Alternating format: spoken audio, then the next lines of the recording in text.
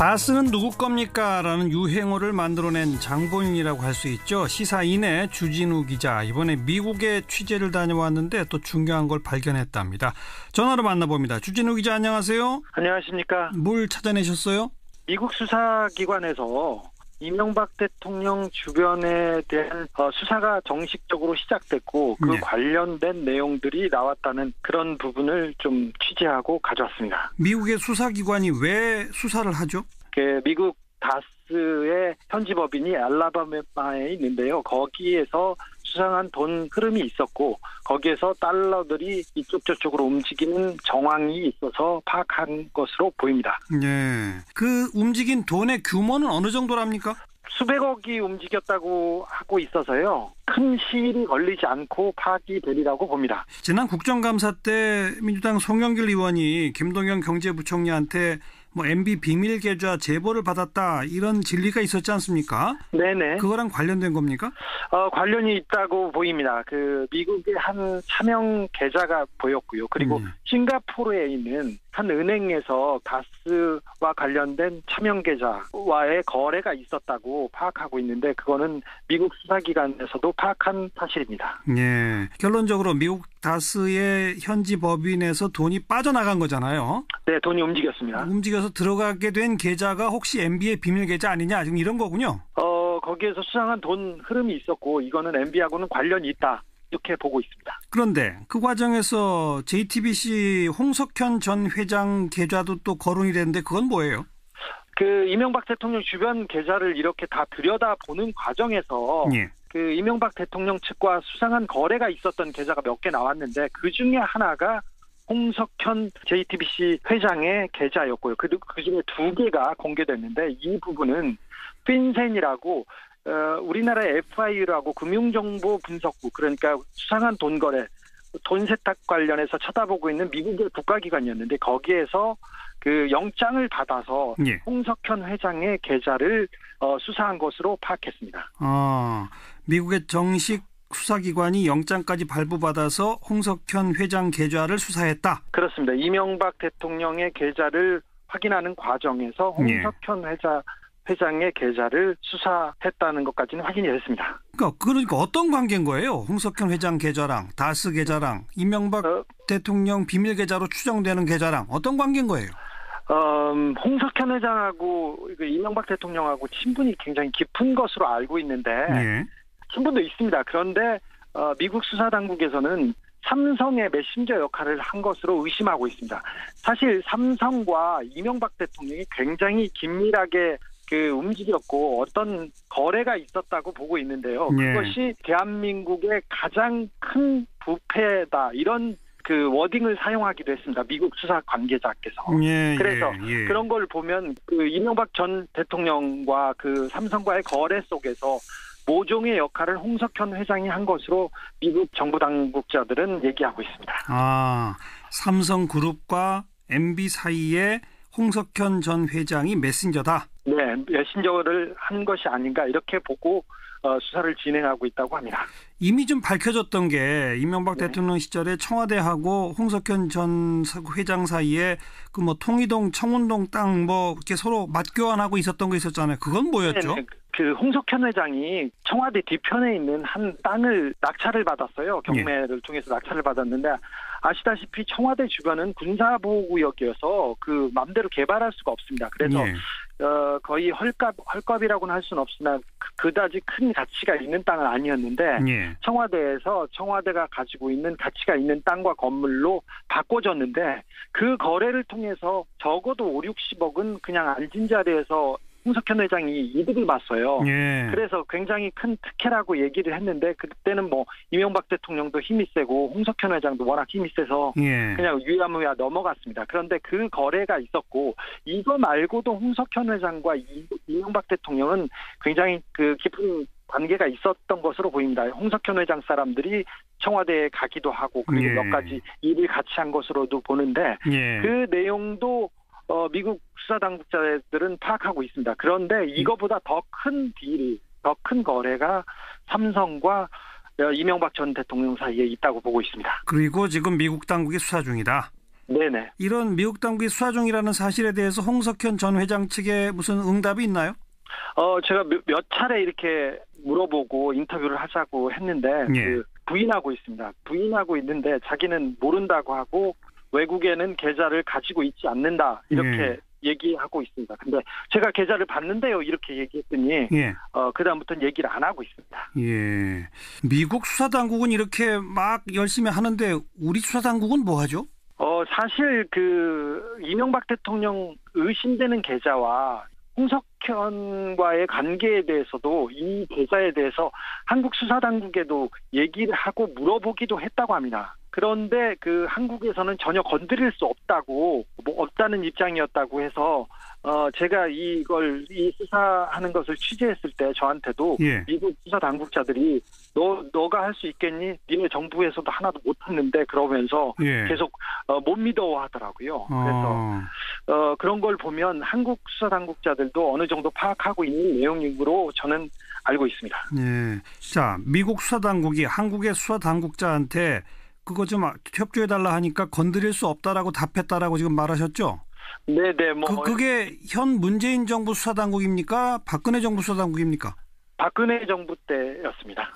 그럼 지금은 이제 어떤지는 정확히 모르겠네요. 네, 지금은 수사 진행에서 어떻게 공조를 하고 있는지는 아직 파악되지 않고 있습니다. 취재해서 기사를 쓴 후에 주진우 기자가 SNS에 MB 크리스마스 뭐 이런 거를 올렸죠? 예. 그게 무슨 말이에요?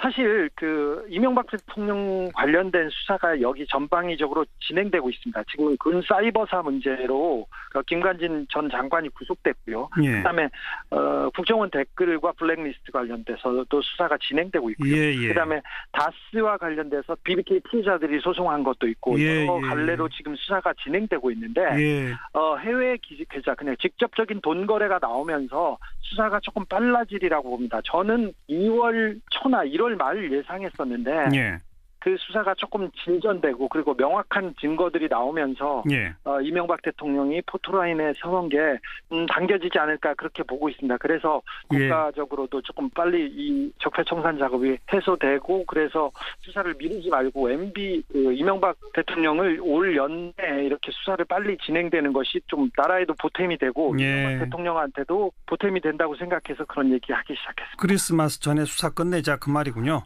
네네. 한간에 지금 출국해 계신데 정말 귀국 안 하면 어쩌지? 이런 얘기까지 나오는데 그건 어떻게 보세요? 들어오실 거예요. 대통령까지 하신 분이. 알겠습니다. 수고하셨어요. 고맙습니다. 네. 시사인의 주진우 기자였습니다.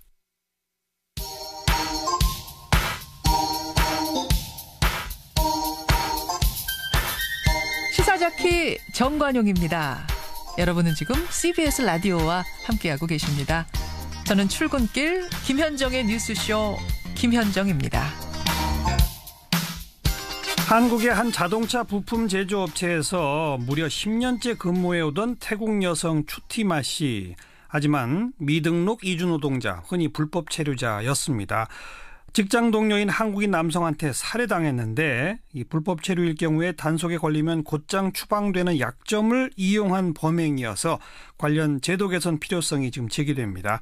자, 추티마 씨 가족의 통역을 돕고 있는 경기 화성 이주노동자 쉼터의 한상훈 활동가를 연결합니다.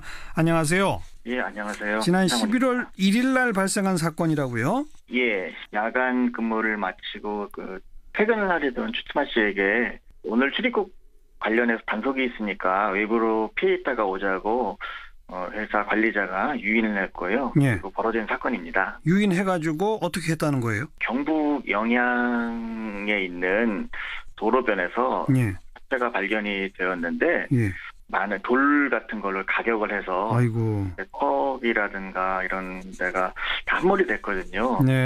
그렇게 이제 심하게 폭행을 해서 돌아가셨습니다. 그러니까 성폭행 하려다가 저항하니까 그렇게 살해했다 이거죠? 그러니까 경찰의 말씀으로는 그렇게 말씀을 하시는데요. 피의자가 지금 현재 뭐 이렇게 인사불성된 상태에 이렇게 미친 사람이 벌이는 행동을 지금 이렇게 조사 과정에서 하신다고 그러시더라고요. 다른 못 알아보고 다른 분들도. 사건 발생 직후에 그 추티마 씨의 아버님이 한국에 오셨다고 직접 만나보셨어요? 예, 만나뵈었습니다. 그리고 오늘 밤 8시 반에 본국으로 귀국하는 걸로 알고 있고요. 오신 거는 9일날 오전에 오셨어요. 예. 아버님 뭐라고 하시던가요? 매우 원통해 하시고 다른 말씀보다는 혼자 이렇게 앉아서 같이 식사하면서 좀 위로의 말씀 같은 거 드리려고 하시면은 네. 좋은 집에서 태어났으면 이런 일을 겪지 않았을 텐데 예. 그렇게 말씀하실 때는 저도 제 마음이 되게 좀 이렇게 뭐라 표현할 수 없을 만큼 네. 그랬습니다. 예. 글쎄요, 뭐 이런 얘기 꺼내긴 뭐하지만 일종의 보상금 같은 거 이런 거 지금 전혀 받지 못하신 겁니까? 현재 이제 법무부에서 외국인에게 외국인이 이런 피해를 당했을 때 보상하는 제도가 있다고는 하더라고요. 네네. 그런데 그 문제는 미등록 외국인에게 적용이 쉽지는 않다라고 하는 담당하시는 그 법무관의 얘기를 들었습니다. 이 사건이 태국 현지 언론에도 보도가 됐다면서요? 예, 보도가 되었고요. 현지에서 이제 한국에서 한국인 남성에게 아주 무참하게 살해된 태국 여성분이 있다. 성폭행을 시도하다가 이렇게 반항을 하니까 죽인 것 같다라는 얘기하고 그분 가족들 이제 그 안타까운 사연들 되게 이제 시골이고 그러니까 되게 좀 어렵게 살고 있는 농촌 분들이잖아요. 사연 위주로 보도되고 있습니다. 이런 관련된 활동을 하시는 분으로서 이 사건 보면서 어떤 생각이 드셨어요? 여러 가지 복합적인 문제라고 생각하는데요. 여기에는 어쩌면 지난해 발생한 강남역 사건과 같은 선상에서도 이 일을 볼 수 있다고 생각을 하게 됐어요. 왜냐하면 아버님하고 얘기하는 도중에 따님과 전화 통화를 하다 보면은 가끔 아빠 여기 어떤 한국 남자 자꾸 치근덕대 이런 얘기를 했대요. 그래서 이제 이 남자가 아니냐라고 저한테 물어보시는데 저도 경찰 수사를 통해서 알 수 있는 부분이라 잘은 모르겠다라고 했는데 만약에 정말 그 사람이 그랬다면은 치근덕대고 그러는 것 하는데도 받아주지 않으니까 여성 혐오 같은 거 이렇게 생각할 수도 있는 거고요. 또 한 가지는 인종차별 문제적으로도 생각할 수 있어요. 만약에 프랑스 여성이나 미국 여성 같은 분이었어도 이런 행동을 할 수 있었을까라는 생각도 들지만 문제는 현재까지 밝혀진 바로 유추해 볼 때 불법 체류라는 신분의 약점을 이용해 생긴 범죄거든요. 그렇죠. 그러면 이제 불법 체류라는 신분이라도 범죄의 대상이 되어서는 안 되기 때문에 그렇다면 그들의 인권을 보호해야 하는 법적, 제도적 장치가 급히 보완되어야 한다고 생각을 평소에도 하고 있었습니다. 어떤 장치들이 있으면 되겠습니까? 지금은 불법 체류는 단속에 걸리면 무조건 추방하는 그게 우리의 정책이죠? 예, 그렇습니다. 어떻게 고쳐야 될까요? 통보 의무 면제 조항이라는 것은 있습니다. 그것은 뭐냐면은 이제 여성이 이번 분의 경우에 살해당했지만 성폭행의 경우 당했다고 했을 경우에는 경찰에서도 그분을 보호해주고 이제 일이 다 해결되고 할 때까지도 절대 추방시키지 않고 하는 제도가 있어요. 그래서 물론 이제 되게 좋은 법인데, 근데 그게 이제 몇몇 범죄에 한정이 된다라는 겁니다. 성폭행이라든가, 폭행이라든가, 일반 폭행이라든가 그런데 만약에 이제 제가 길을 가다가 제가 불법체류자인데 길을 가다가 지갑을 잊어버렸단 말입니다. 돈이 많이 들어있는. 그래서 실제로 이건 있었던 일인데요. 그래서 가까운 파출소에 가서 신고를 했는데 그러면 그럼 당신이 그 신분증을 좀 봅시다.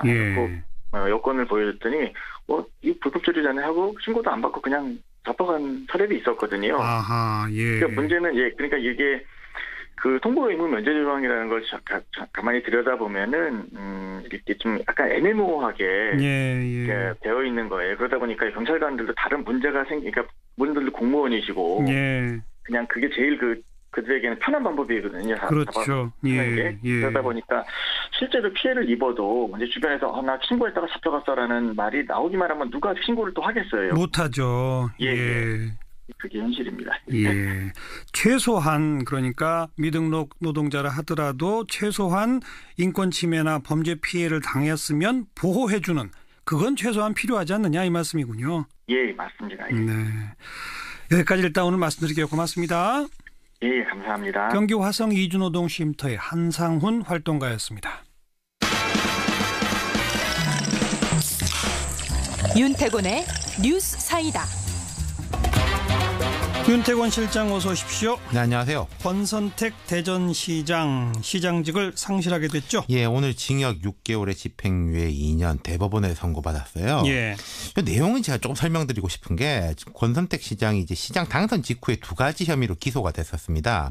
공직선거법하고 정치자금법 위반 혐의로 기소가 됐는데 오늘 예. 보면은 공직선거법에 대해 가지고는 무죄, 정치자금법은 유죄가 나왔어요. 예. 근데 이게 대전 미래 경제 포럼이라는 것을 선거 전에 만들어 가지고 활동을 했다는 거예요. 네.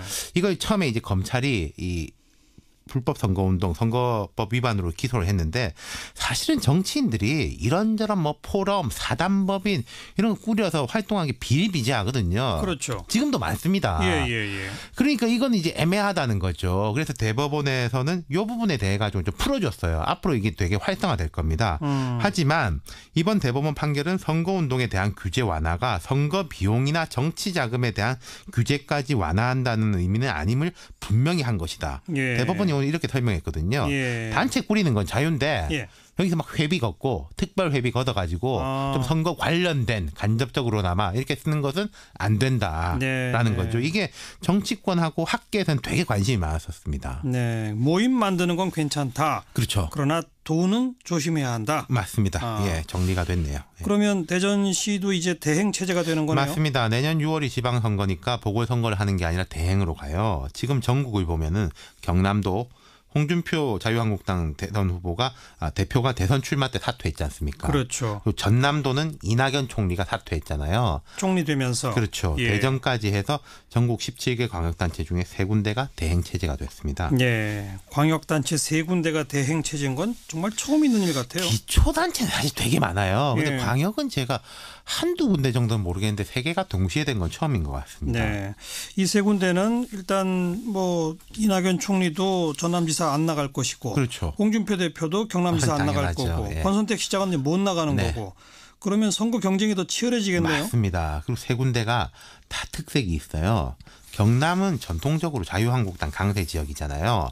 하지만 홍 대표가 매끄럽지 않게 물러났고. 그 사퇴하는 그 날짜 시간도 참 그렇죠. 일부러 보궐선거 못하게 하려고 네, 뭐 맞습니다. 그랬었죠. 예. 게다가 지금 문 대통령의 사저가 경남 양산이죠. 예. 김해에는 봉하마을이 있죠. 예. 말하자면 문재인 정권의 본향이 경남인 거예요. 그렇죠. 민주당 입장에서 반드시 탈환해야 되는데 후보군은 자유한국당이 많습니다. 해수부 장관 지낸 이주영 의원, 마산 하포가 지역구고 창원시장 출신의 박완수 의원, 그밖에 뭐 김영선, 안홍준 전 의원 등이 거론되고 있고 민주당은 김경수 의원이 관심 인물이에요. 네. 경남 김해을이 지역구인데 아시다시피 김 의원은 노무현, 문재인 두 대통령과는 뭐 뗄래야 뗄 수 없는 상징적인 인물이지 않습니까? 그렇죠. 본인은 조금 미온적이에요. 아직은 안 나간다는 거죠? 예.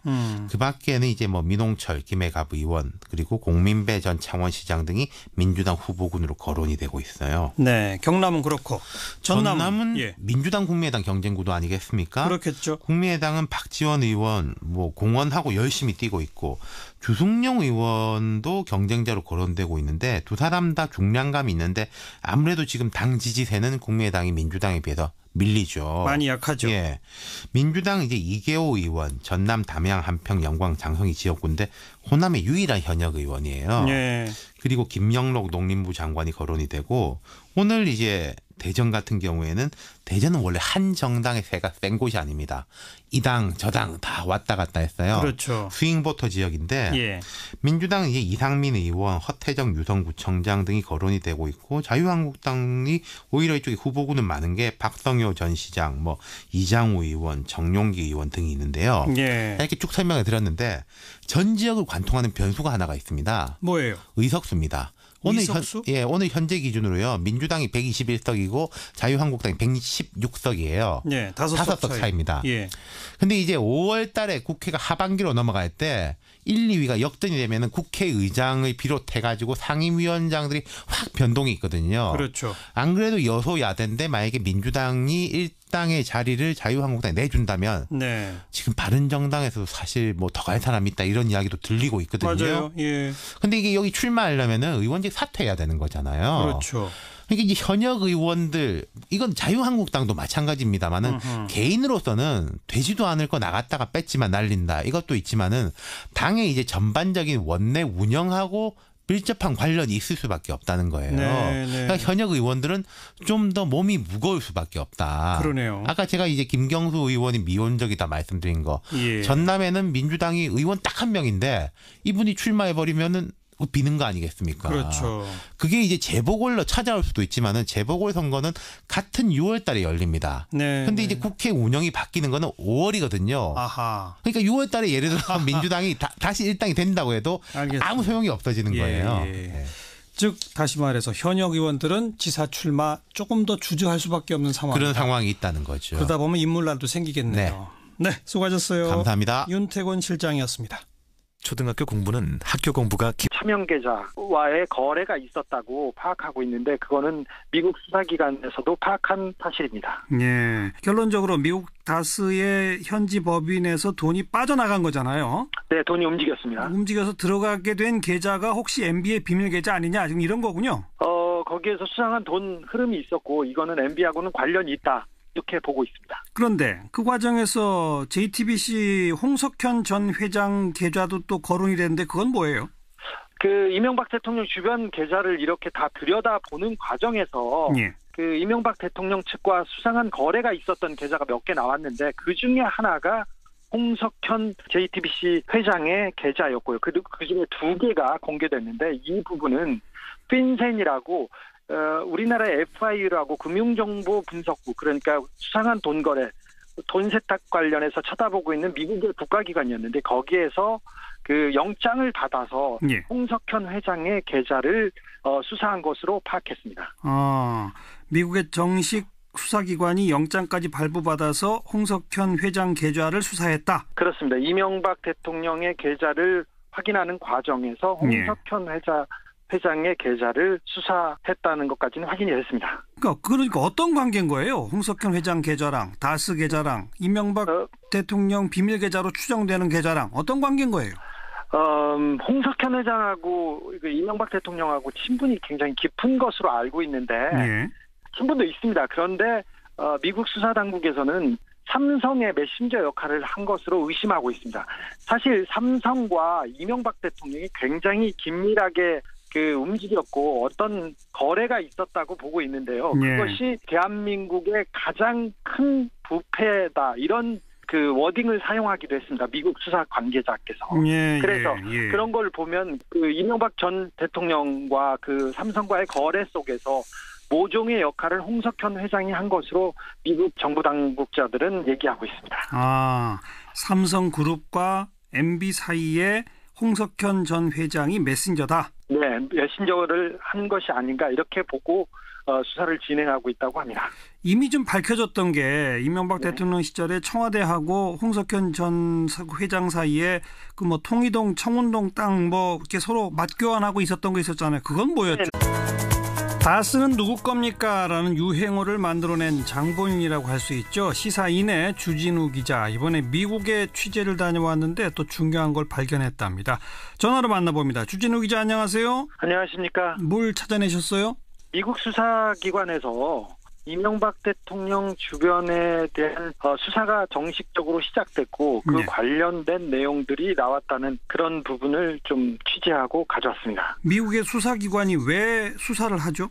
미국 다스의 현지 법인이 알라바마에 있는데요. 거기에서 수상한 돈 흐름이 있었고 거기에서 달러들이 이쪽 저쪽으로 움직이는 정황이 있어서 파악한 것으로 보입니다. 네. 그 움직인 돈의 규모는 어느 정도랍니까? 수백억이 움직였다고 하고 있어서요. 큰 시일이 걸리지 않고 파악이 되리라고 봅니다. 지난 국정감사 때 민주당 송영길 의원이 김동연 경제부총리한테 뭐 MB 비밀 계좌 제보를 받았다 이런 진리가 있었지 않습니까? 네네. 그거랑 관련된 겁니까?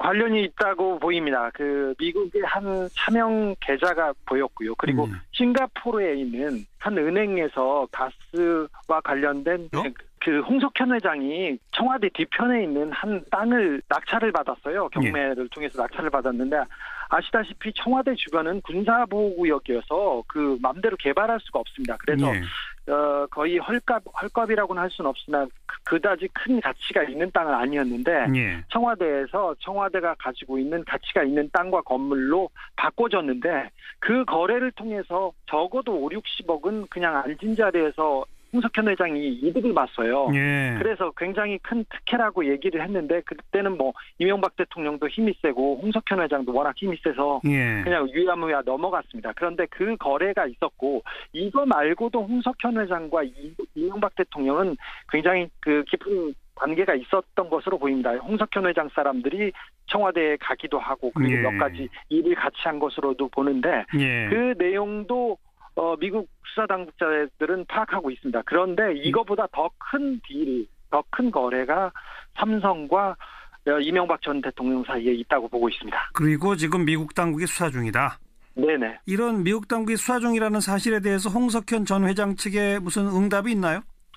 제가 몇 차례 이렇게 물어보고 인터뷰를 하자고 했는데 예. 부인하고 있습니다. 부인하고 있는데 자기는 모른다고 하고 외국에는 계좌를 가지고 있지 않는다 이렇게 얘기하고 있습니다. 근데 제가 계좌를 봤는데요 이렇게 얘기했더니 예.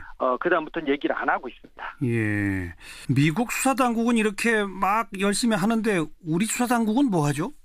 사실 그 이명박 대통령 의심되는 계좌와 홍석현과의 관계에 대해서도 이 계좌에 대해서 한국 수사당국에도 얘기를 하고 물어보기도 했다고 합니다. 그런데 그 한국에서는 전혀 건드릴 수 없다고 없다는 입장이었다고 해서 제가 이 수사하는 것을 취재했을 때 저한테도 예. 미국 수사 당국자들이 너가 할 수 있겠니? 니네 정부에서도 하나도 못했는데 그러면서 예. 계속 못 믿어하더라고요. 그래서 그런 걸 보면 한국 수사 당국자들도 어느 정도 파악하고 있는 내용으로 저는 알고 있습니다. 예. 자, 미국 수사당국이 한국의 수사당국자한테 그거 좀 협조해달라 하니까 건드릴 수 없다라고 답했다라고 지금 말하셨죠? 네네. 그게 현 문재인 정부 수사당국입니까? 박근혜 정부 수사당국입니까? 박근혜 정부